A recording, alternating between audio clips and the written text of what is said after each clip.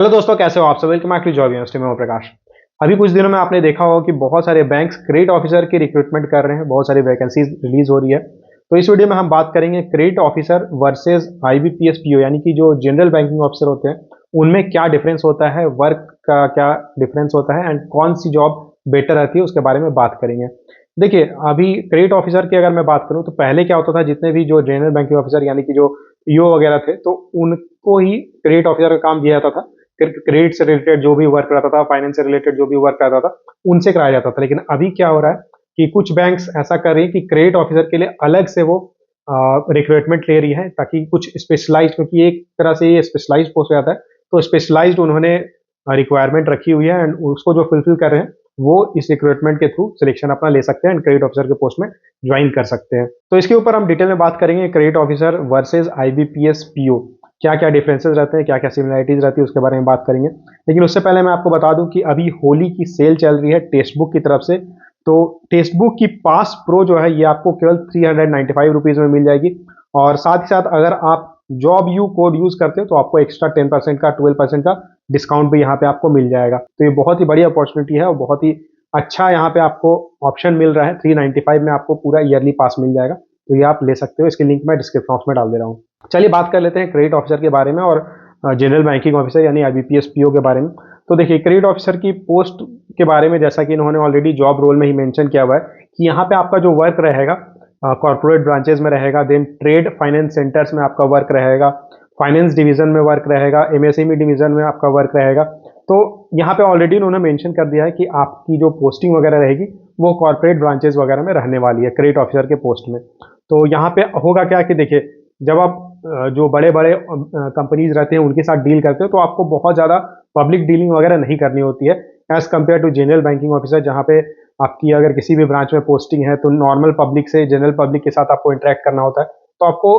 IBPS PO यानी general banking officer के post में आपको बहुत ज़्यादा पब्लिक डीलिंग करनी होती है as compare to credit officer. उसके बाद अगर बात करें तो देखिए, यहाँ पे क्रेडिट ऑफिसर में की पोस्ट में जैसा इन्होंने बता दिया है कि आपकी जो डीलिंग वगैरह रहेगी ये कॉर्पोरेट्स के साथ रहेगी, तो आपके क्लाइंट्स बहुत बड़े बड़े रहते हैं। वहीं अगर आप बात करोगे आईबीपीएस पीओ की, तो इनको नॉर्मल जो पब्लिक रहती है, नॉर्मल जो कस्टमर्स रहते हैं उनके साथ डील करना होता है। पोस्टिंग लोकेशंस की बात करें तो क्रेडिट ऑफिसर के लिए ऑलरेडी इन्होंने मेंशन कर दिया कि इनकी जो पोस्टिंग होगी कॉर्पोरेट ऑफिसेज में होगी। तो कॉर्पोरेट ऑफिसेज जो होती है वो हमेशा अच्छे लोकेशंस में रहते हैं, बड़ी सिटीज में ही आपको देखने को मिलती है। तो आपकी क्रेडिट ऑफिसर के पोस्ट में अगर आप ज्वाइन करते हो तो आपकी जो पोस्टिंग लोकेशन रहेगी हमेशा अच्छी रहेगी। वहीं अगर बात करें आईबीपीएस पीओ की, तो जैसा कि आपको ऑलरेडी पता है कि आपको यहाँ पे ग्रामीण इलाके जो है, ग्रामीण क्षेत्र जो है, गांव वगैरह है, वहाँ पे भी आपको पोस्टिंग कर मिल जाती है, तो वहाँ पे भी आपको वर्क करना पड़ता है। क्रेडिट ऑफिसर की जो जॉब प्रोफाइल रहती है वो फॉरेक्स से रिलेटेड रहती है, देन फाइनेंस से रिलेटेड रहती है, फाइनेंस डिवीजन में वर्क करना होता है, एमएसएमई डिवीजन में वर्क करना होता है, कॉर्पोरेट्स के साथ डील करना होता है। तो इस तरह का वर्क रहता है। कॉर्पोरेट एडवांस के लिए, लोन्स के लिए जो डॉक्यूमेंट्स वगैरह रिक्वायर्ड रहती है वो सारी चीज़ें इन्हें चेक करनी होती है, वेरिफिकेशन करना होता है। तो ये सब काम क्रेडिट ऑफिसर का रहता है। वहीं अगर बात करें जनरल बैंकिंग ऑफिसर की, तो इनको हर तरह का काम करना होता है। मतलब अकाउंट से रिलेटेड जो भी वर्क है, न्यू अकाउंट खुलवाना है किसी का, या फिर अकाउंट से रिलेटेड किसी का कुछ इशू है तो वो रिजॉल्व करना, चेक से रिलेटेड जो भी वर्क है वो करना होता है। उसके बाद लोन्स वगैरह से रिलेटेड भी सारा वर्क देखना पड़ता है। मतलब कि बहुत सारी चीज़ें करनी पड़ती है अगर आप आईबीपीएस पीओ यानी जनरल बैंकिंग ऑफिसर के पोस्ट में अगर आप ज्वाइन करते हो। देखिए, क्रेडिट ऑफिसर को एक बेनिफिट ये मिलता है कि इनकी जो जॉब प्रोफाइल रहती है थोड़ी अच्छी रहती है, क्योंकि हमेशा ये फाइनेंस वगैरह से ही डील करते हैं। तो होता क्या है कि अगर वो फ्यूचर में, अगर सपोज कि वो रिजाइन करके किसी और प्राइवेट बैंक में जाना चाहते हैं, तो उनको अच्छा पैकेज मिल जाता है एज कम्पेयर टू अगर आप जनरल बैंकिंग ऑफिसर से कंपेयर करोगे। तो मतलब जैसे बहुत लोगों को प्रॉब्लम क्या होती है कि जैसे सपोज किसी की पोस्टिंग दिल्ली में मिल गई है, अब उनकी फैमिली दिल्ली में ही है। अब अगर आपको पता है गवर्नमेंट जॉब में क्या होता है कि फ्रीक्वेंट ट्रांसफर्स होते हैं, बहुत लोगों को ये पसंद नहीं आता है, तो वो लोग क्या करते हैं फिर के रिजाइन करके एंड चाहते हैं कि वो जहाँ रह रहे हैं या फिर उनकी फैमिली जहाँ रही वहीं पे कोई बैंक अगर है, प्राइवेट बैंक है, बड़े बड़े बैंक है, तो वहाँ पे उनको जॉब मिल जाए। तो उसके कारण वो लोग मतलब छोड़ देते हैं, रिजाइन कर देते हैं। तो ये सब उनके लिए अच्छी अपॉर्चुनिटी मिल जाती है।